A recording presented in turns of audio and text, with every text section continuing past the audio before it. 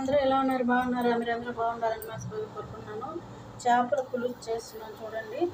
శనక్కాయ నూనె, ఆవాలు, జీలకర్ర వేగిపోయింది. ఒక పెద్ద ఎర్రగడ్డ వేగే లోపల మనం అల్లం తెల్లగడ్డ వేసి మిక్సీకి వేసుకుంటాం.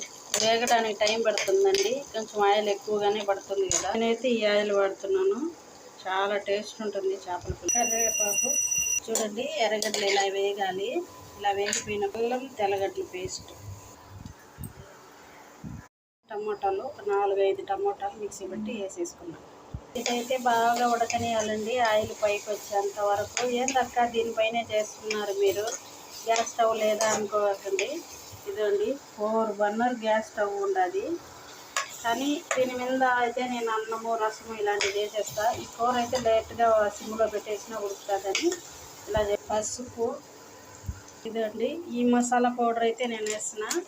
కూరకి చాలా నీళ్ళలో ఇసుకుందండి, కొంచెం కడుక్కొని వేసుకోవాలి. ఇసుకుందో నేను ఆల్రెడీ కడిగి నానబెట్టాను. చూడండి సౌండ్ వస్తుంది, సౌండ్ వస్తుంది చూడండి, రాళ్ళు ఎలా ఉన్నాయో. అన్నీ పోసామండి. ఉప్పండి, పులుసు బాగా మరగనిద్దాం. పులుసు బాగా మరిగిపోయిందండి. ఇది ఒక బామ్మ చేపలు కొన్ని కాడనే ఒక బామ్మ ఉండదు, బాగా నీట్గా క్లీన్ చేసి ఇచ్చింది మనకి. ఎక్కడ కూడా సూపర్ అంటే సూపర్ టేస్ట్ ఉంటాయి. ఇప్పుడు కలబెడితే ఏం కాదండి, మళ్ళగాడ కొంచెం లైట్ కలబెట్టుకుంటే ఇది తిరిగే చేప కాదు, బాగుంటుంది. ఇప్పుడు 5 నిమిషాలు అలాగే వదిలేదు. 5 నిమిషాలు అయిపోయిందండి, ఆయిల్ పైకి వస్తుంది కదా.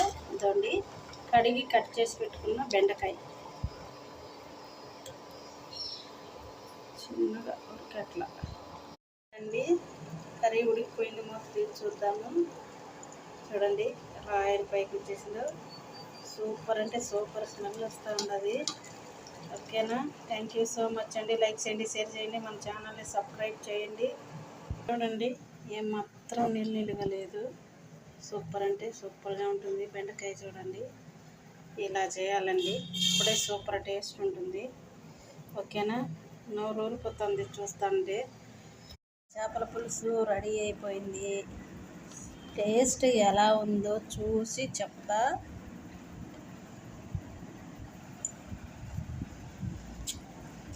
అబ్బా, బెండకాయ చూడండి ఎలా ఉడికిపోయిందా, నమ్మకంగా ఉండదు, సూపర్గా ఉంది.